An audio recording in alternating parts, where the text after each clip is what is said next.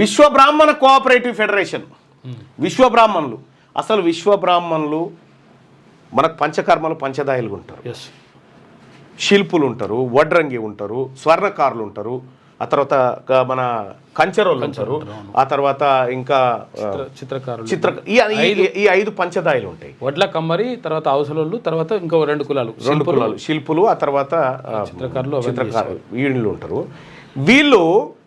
వీళ్ళు లేకపోతే అసలు గ్రామంలో నాగలు లేదు, గ్రామంలో సౌకోట్లు లేవు, గ్రామంలో పుస్తెల్తాలు లేవు, గ్రామంలో మట్టెలు లేవు, గ్రామంలో బతుకు లేదు.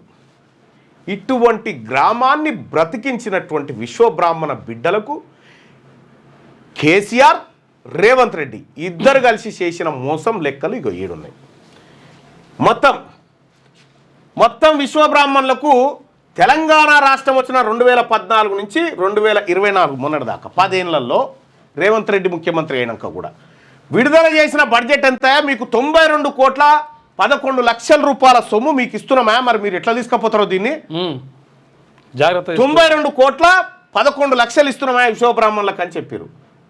ఖర్చు పెట్టింది ఎంతనాయా ఈ 10 ఏళ్లలో? చెప్పింది గింతగాని అంటే 26 కోట్లు. ఆ 26 కోట్లలో వీళ్ళకి భూమి కొనిచ్చింది ఎక్కువ ఉంది.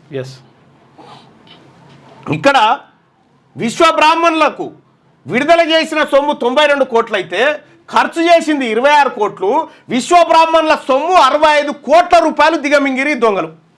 విశ్వబ్రాహ్మణుల సొమ్ము తిన్నరాయా వీళ్ళు? విశ్వకర్మల సొమ్ము, పంచదాయల సొమ్ము తిన్నరాయా వీళ్ళు?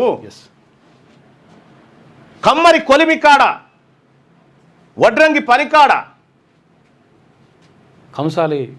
స్వర్ణకారులు, శిల్పులు, వీళ్ళ సొమ్ము తిని బతికిరాయా వీళ్ళు? ఈ 10 ఏళ్ళు వీళ్ళ సొమ్ము వీళ్ళు మనని బతికించుడేందా? మన సొమ్ము వీళ్ళు తిని బతుకుతా ఉంటే